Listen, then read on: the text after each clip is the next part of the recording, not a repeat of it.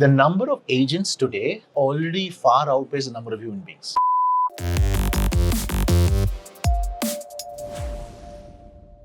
There's talks about AI agents who basically will be executing tasks on their own. How ready do you think organizations in Southeast Asia or Singapore for that kind of situation?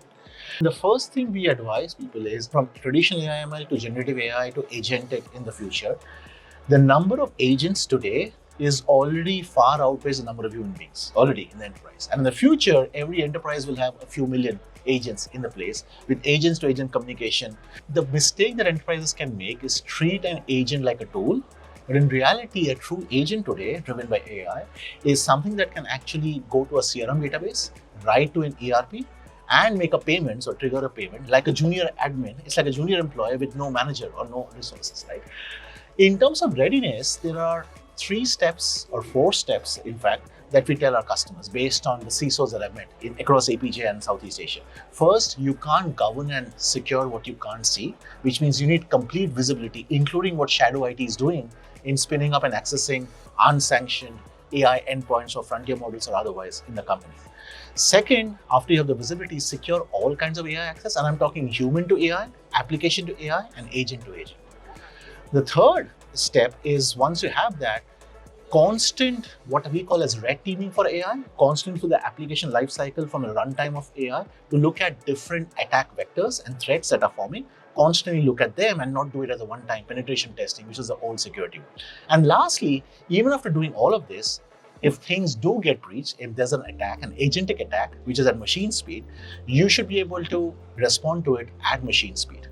And so recently we had a CSA advisory, which we're aligned to. For years and years, we've been talking about deception, which is our technology where you can actually deploy decoys. For a bad actor coming in, when you hit a decoy, and which doesn't have any data, it triggers a notification immediately. In spite of all the security that you have, if there is an attack, you're mitigating at machine speed. Let's bring back to business leaders who may not be security specialists or have any security in mind at first. What is the first practical step they should take now before this whole thing become a crisis? So I mentioned visibility, I'll bring it up again. With Zscaler, we give AI asset management, which gives you a lay of the land of every single agent to Gen AI to all applications within a single screen. Make AI first visible before making the policy, and categorize your applications that are being accessed based on risk rather than popularity. Second thing is culture. Start an AI education around audiences. It's a bit like if you're a bank over the years, where you're holding customers' money, how you audit it, how you govern it, and make it unremarkable. We don't want flashy news to go out in terms of what you're doing with money. We want to govern it in a very boring way that's actually governed and strictly compliant with regulators. So treat it almost like a bank where you're holding someone's money and apply those policies as a part of the culture. And then lastly, for CXOs, business leaders, make it a board agenda. Not in terms of what they can do with AI, but what can AI access?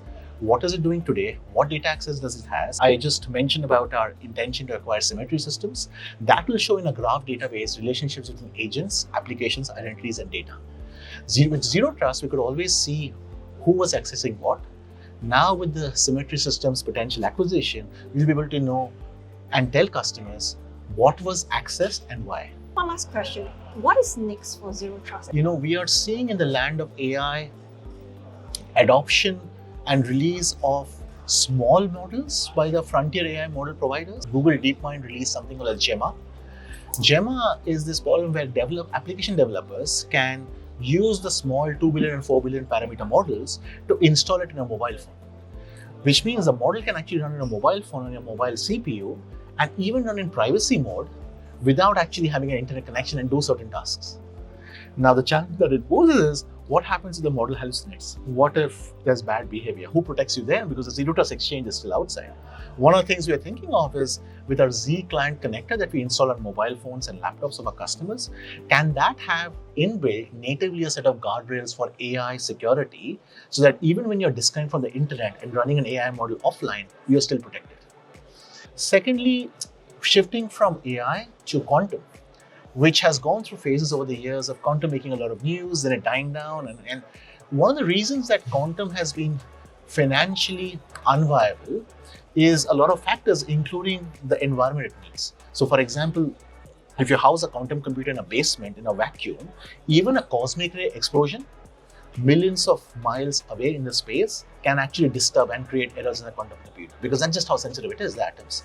And so companies like Amazon have come up with chipsets called as AWS Ocelot, which basically autocorrects the errors made as a result, which then saves time and money and energy to kind of course correct the errors which have been resultant from cosmic explosions. So there is progress being made where quantum becomes more commonplace in the future.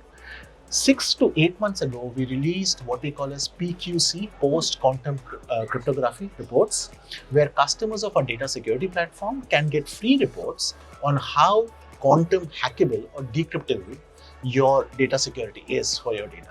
Because there's a trend starting where today, if you have encrypted data, someone gets their hands on it, they can't decrypt it, but it's a case of harvest now, decrypt later. So 3 to 4 years from now, when they have access to computers, you already have your data and decrypt it. Versus customers thinking it's encrypted, so even if it's lost, what's the point? But with quantum, you can actually decrypt it.